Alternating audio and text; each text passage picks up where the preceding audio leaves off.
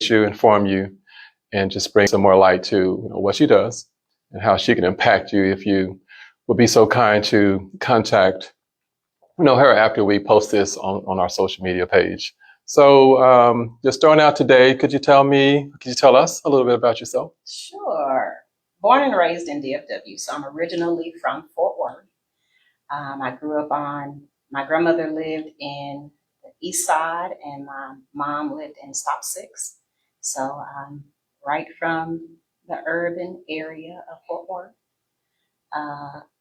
Been here all my life, raised my kids here, graduated high school here, didn't go to college, but I worked really, really hard in each position that I got in. I may have started at the bottom, but I always ended up at the top. So. Yeah, that's right. That's good. So, hey, speaking of start, so tell me, you haven't always been a realtor. No, no. I started out managing leasing apartment complexes. So I started out as a leasing agent for a developer out of Dallas who owned several apartment communities throughout the DFW Metroplex. So I started out as leasing, worked my way up to assistant manager, then to manager, then to property supervisor. And I then supervised a portfolio of his communities for him. So I did that for about 15 years. Wow. I bet that was exciting. It was very interesting. I bet it was interesting. Was it the job or was it the clients? It was the whole kit and caboodle. It was the job. The job was actually great. So I think it's pretty similar to what I do now. Right. But the clients were challenging. I dealt with a lot of low income Section 8 housing, homeless people coming off the streets, first time getting an apartment, or, they got all these mental issues and medical issues, but they were grateful for an apartment. And I was grateful to have them because, sometimes those can be the best residents. They knew what the consequences were if they didn't go by the rules. And so they were willing to go by the rules and make it a peaceful place to stay. Right. So already I can tell you have a service heart. I do. Yes, you do. Thank you. Which is amazing. So off the bat, y'all already know this lady's here to take care of you. I am. Yeah. So where does the service heart come from? Wow. I think it's just maybe growing up in a tough environment and having to be the support system for many people. It's just kind of what I do. So in real estate, is there something you can tell me what's the key to being a successful real estate / entrepreneur? I think the key is going to be, just having that servant's heart. And I don't think that's just in real estate. I think that's in any field. I think that if you are not willing to put, people first above, my job is I have a duty to put my client's interest above mine. And if you're not willing to do that, then I think you can be successful. Don't get me wrong. I think that you can, but it's not the way I choose to do it. And I just don't think it'll be long lasting. Are there any new trends that's going on in real estate? Something that we should be aware of right now? Other than interest rates are continuing to rise. That is the biggest trend. It does cost more to borrow money today than it did a couple of years ago. And so we're hoping that that's a trend that will stop. Hopefully after the Feds meet today, I think that they're going to make a decision on whether or not they're going to raise the rates again. And so we're hoping that they don't. But as far as trends in houses, there's always a trend. Colors change every year. There's always a color of the year. There's always, furniture that will, continues to be a trend each year. And so there's always a trend in housing. So we know that when someone reaches out to you, people come in. Sometimes we have first-time home buyers. They don't know what to ask or what to do. So I'm assuming that you have a team. Like when they come to you, you just handle the transition. I don't know if you have your partners, whether it's a loan officer or a title company. I mean, do you have a team? Do you have that support from a group of people or businesses that make sure this transaction goes by smoothly? I do. I have preferred vendors that I work with. Mm-hmm. And the great thing about my preferred vendors is when I call, they move. So when you say jump, they say how high? That is, but the benefit is there. So, hey, I send them clients, they take care of my clients. And so it's a two-way street. I'm confident that they're going to take care of my clients. That's why I refer the business to them. Right. So many times after we deal with customers, have you ever ran into, for example, can you give us a situation where there was a problem, maybe the transaction didn't go as smoothly as we had anticipated and wanted, where you were able to just go in and just handle it and make sure everything worked out the way it was supposed to? Yeah. So I'll give you an instance where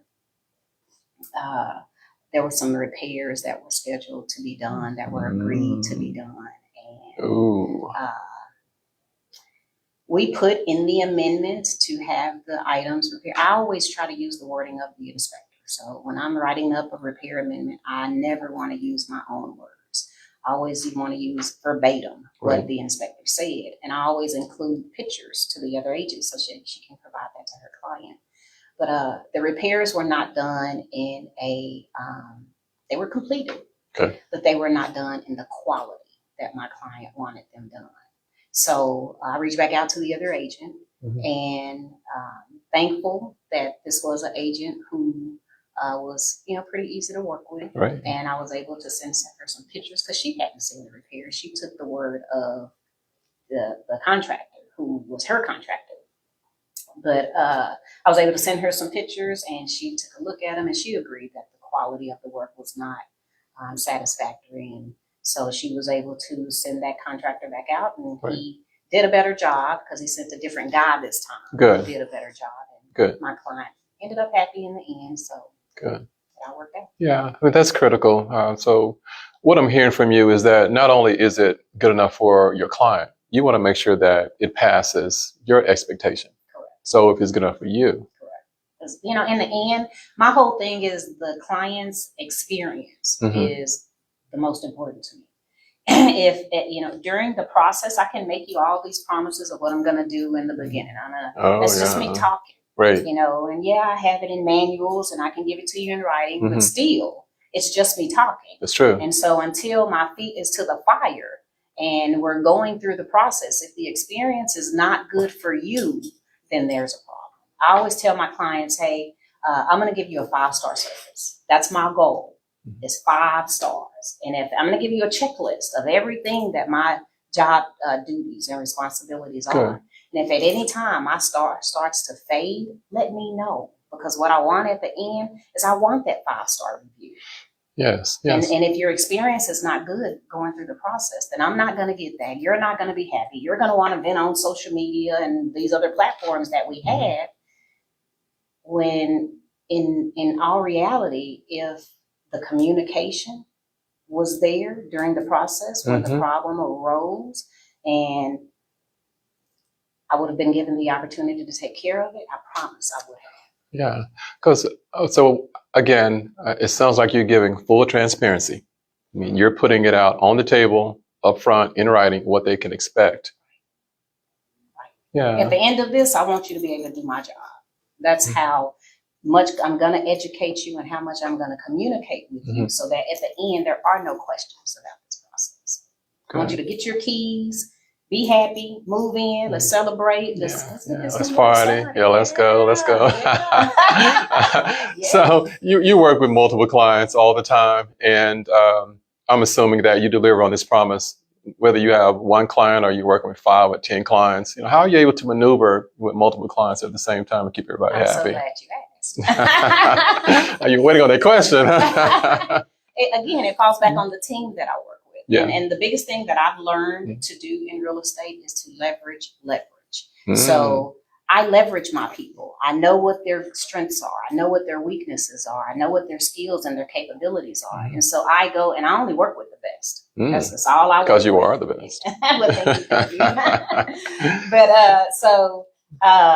I think having those tools and systems in place it allows me to effectively take care of the client. Because once I get a client, we sit down, we go through the buyer's consultation, we get you pre-qualified, all that good stuff. We get you ready to go look for a house. And then once you're ready to go look for a house, we go out there looking for houses. And so there is a process, a system, a systematic system that's already in place to effectively handle every client that I get. Nice, nice. I like it. I hope y'all are getting this. So I'm listening to a seasoned professional. So this is not someone who woke up this morning and decided, you know what, today's Tuesday. What am I going to, I'm going to be a realtor today. So this is not what we're getting. What we're getting here is we're getting someone who's impactful, who's caring, has processes, who's done this and proven over and over again that if you do it the way it's supposed to be done, the correct way, the first time, you won't have any issues. So we have a giver. We have someone who puts the customer first, who knows what they're doing, who has a team, mind you. And so we're just really glad that you took time out to visit with us and share some information with us. Now, what's even more important is that, you tell us, so we need to know your phone number, how to reach you, your email, or whatever point of contact you prefer, and what company you represent. All right, so Shawana Washington with JP and Associates. It's SHAWANA Washington, just like the state, and that is the same as my website. So it's shawanawashington.jpar.com. So you can always go on my website, check around, look at houses, find out more information about me, find out what's going on in the city. And my preferred vendors are, some of them my lender, he's on there as well. So you can always get him his information from my contacts, from my website. But my phone number, 817-298-6099. And my email is swashington, it's S as in Sam, Washington, just like the state, realtor@gmail.com.